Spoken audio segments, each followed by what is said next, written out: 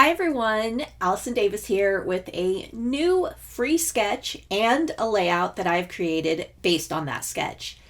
The sketch was made to pair with the January 2025 hip kits, and it features a grid of circles as the main design.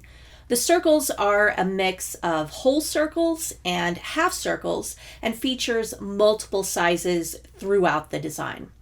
I have always loved grid designs. They will always be a classic.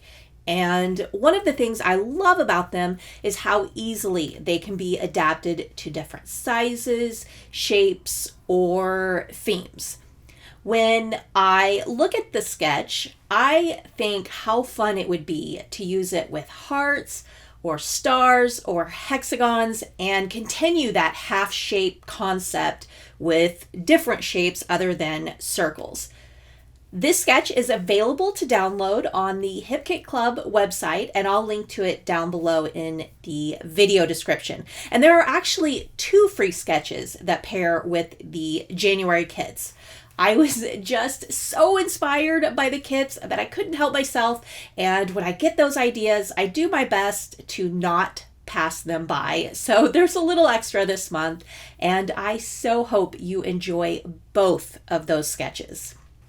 For the layout I created, I used the following products from the January 2025 kits.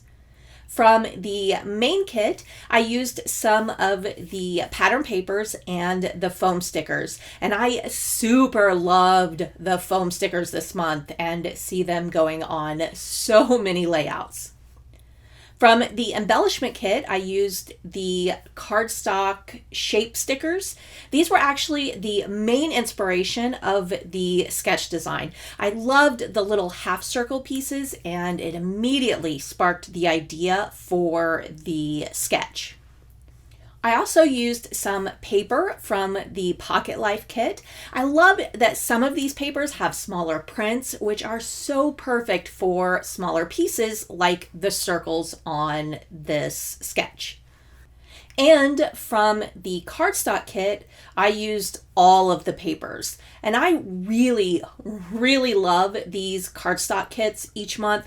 I love that the papers have kind of a textured pattern design on them. So it's not just a solid flat color. There's some detail there while still being a single color. And then the coordinating backside is always so nice. I just love these papers so much. And you can also use the HKC Basics Shapes metal die set for this sketch. As always, there are so many fantastic products in the January kits that I may not have used on this layout, but they will definitely be put to good use on future layouts. I am obsessed with the linked hearts metal die and cannot wait to use it. I saw a layout the other day from an HKC team member that used it as a mask for a mixed media background, and it was so beautiful. I highly recommend that you go follow all Hip Kit Club social media accounts because the team members always create the most unique and innovative projects using these products. And I am always blown away by the talent and creativity. And remember, if you are interested in subscribing to Hip Kit Club, there are some great perks. Once you subscribe, you get a 15% discount on all add-on kit purchases and free shipping for add-on kits that are shipped along with your main kit. You also get free cut file downloads, and these are always so awesome and so fun.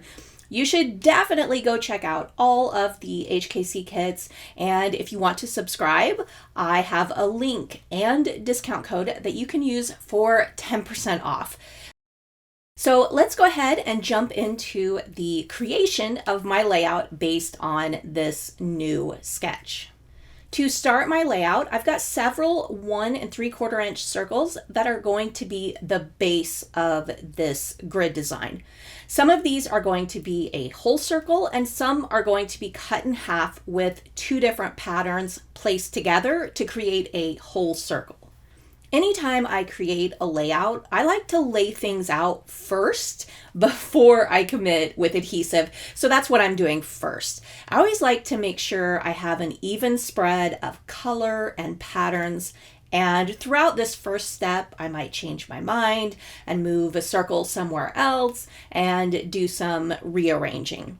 I've just learned that I like to be 100% for sure before I move on to the next step. Long ago, I used to kind of rush myself, and a lot of the time I was not happy with the end result, and I would have regrets about certain choices that I had made, in a quick moment. So I like taking my time and going through my process, even if it's a little slower. I almost always end up happier with the end result when I do it that way. So once I'm happy with the arrangement, I start adhering everything down. With a grid design or any large grouping of papers that I want centered on the layout, I will always start in the very middle of the layout. So I'm using my OmniGrid ruler to draw a cross point in the middle, and this will be the guide for laying out those middle pieces first. And the reason I start in the center is that this ensures that the design will be centered as well. Sometimes when you start at the top or bottom or left or right edge and work your way across, you'll find that it doesn't end up centered, and then you have to redo it. So starting in the center always ensures that your grid design is centered on the layout. After I have that base layer of circles on the layout, next, I'm going to add my photos. Mine differ slightly from the sketch sizes, but I always work with what I have, and I will just find ways to adapt the sketch to fit the photos I have. And thankfully, these are pretty close to the same size as the sketch photos, so I didn't really have to adjust anything for it to work. My next step is going to be adding stitching to some of the circles. I happened to find this circle stencil at an office supply store, and it's so perfect for stitching on smaller circles.